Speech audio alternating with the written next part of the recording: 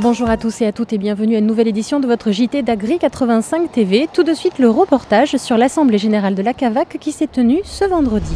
Vous êtes sans doute certains d'entre vous, nombreux peut-être, à penser que ce qui nous a été présenté ce matin est trop futuriste, pour être vrai et surtout pour être utile. Et pourtant, il y a fort à parier que demain, nous ne pourrons pas y échapper.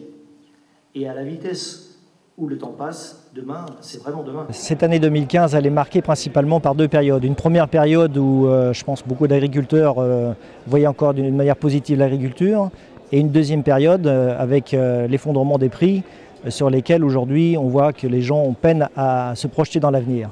Justement, c'est en abordant la thématique du big data et du numérique que la coopérative CAVAC, à l'occasion de son assemblée générale vendredi 11 décembre, a posé le contexte. Elle veut donner des perspectives aux agriculteurs. Toutes ces nouvelles technologies doivent être un plus pour nous à partir du moment où nous savons les maîtriser, savons les anticiper et savons ce que nous allons en faire.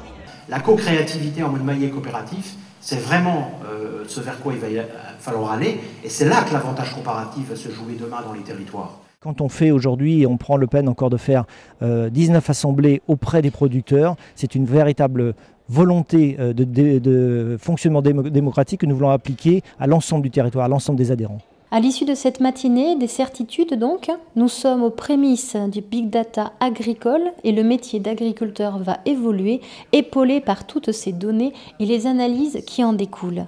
Dans ce contexte-là, comment se positionne la CAVAC ? Elle s'implique par en premier lieu sa capacité à massifier et apporter tous les facteurs de compétitivité, en sécurisant les débouchés de mieux qu'elle peut le faire, en essayant vers la contractualisation autant que c'est possible sur tous les marchés, avec AgriEthique, avec des marchés bio, avec du marché maquet pour les taurillons noirs, mais aussi au travers donc, de la capacité à renouveler les générations, parce que c'est son application et on dégage énormément de financement pour ça.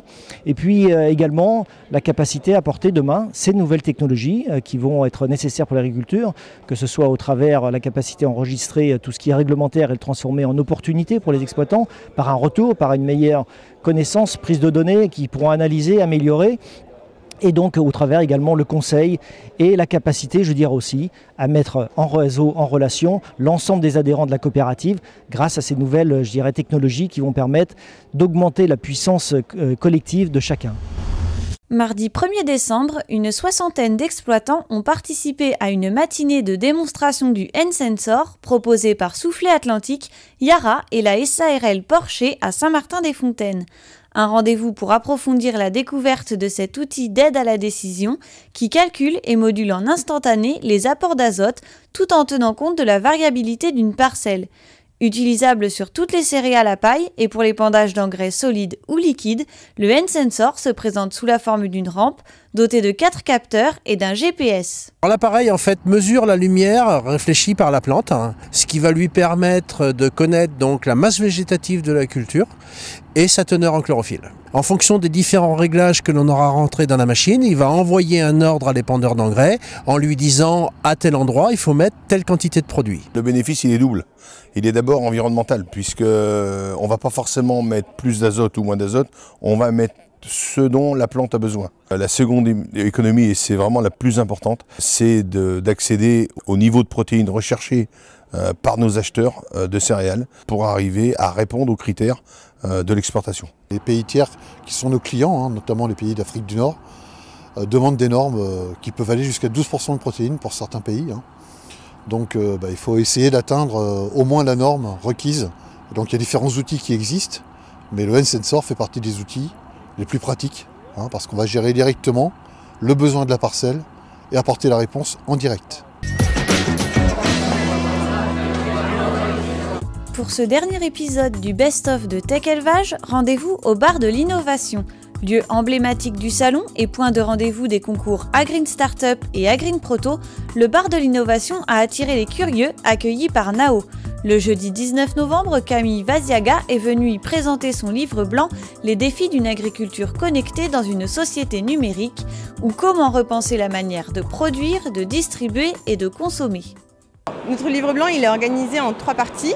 La première partie, c'est vraiment la question de comment est-ce que l'agriculture se transforme à l'ère du numérique, donc avec ces nouveaux équipements avec ces termes aujourd'hui galvaudés de big data, de ubérisation. Comment est-ce que, en gros, l'agriculture va être impactée par le numérique et comment est-ce que la mise en données de l'agriculture va faire des changements. Et en fait, on se rend compte que ça remonte la chaîne de valeur, les questions de distribution et les questions de consommation. Je vous donne un exemple. Aujourd'hui, le fait qu'on puisse aller d'un produit alimentaire, par exemple un pain, aux données qui ont permis de le produire, c'est-à-dire toutes les données relatives à une parcelle de blé, les données météorologiques, c'est en fait des enjeux de traçabilité et de transparence qui sont des vraies attentes de la part à la fois de l'agriculteur et à la fois du consommateur qui ne se parlent pas assez dans une chaîne d'intermédiaires qui est trop opaque aujourd'hui. Et on appelle de nos vœux à ce que le numérique soit employé comme outil pour notamment reconnecter ces deux extrémités. Tech Élevage 2015, c'est terminé. Rendez-vous les 16, 17 et 18 novembre 2016 pour une nouvelle édition.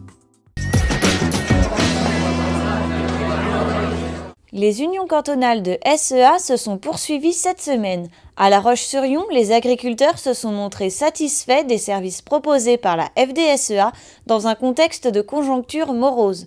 Une conjoncture qui était au cœur des discussions également à l'Hermenot. Joël Limousin, président de la Chambre d'agriculture, a rappelé que les difficultés ne doivent pas faire oublier que la France représente l'excellence, la qualité et la traçabilité des produits. À la Châtaigneraie, c'est la redéfinition de la carte des cours d'eau qui a animé les discussions. Les agriculteurs veulent s'investir sur le dossier pour que toutes les décisions soient cohérentes. Enfin, le coût du foncier a été soulevé sur le canton de Maillezais. Une bonne entente au niveau local paraît indispensable aux agriculteurs pour faire front face à la situation.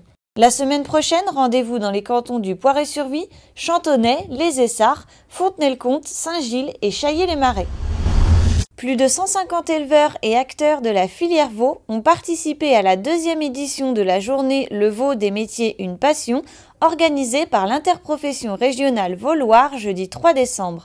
L'occasion d'effectuer un point sur l'actualité de la filière et d'échanger sur les enjeux d'aujourd'hui et de demain. Une table ronde portant sur la médication raisonnée a mis en avant l'investissement de la filière qui s'est engagée au travers d'une charte pour le bon usage des médicaments, anticipant ainsi le plan Éco-Antibio 2017.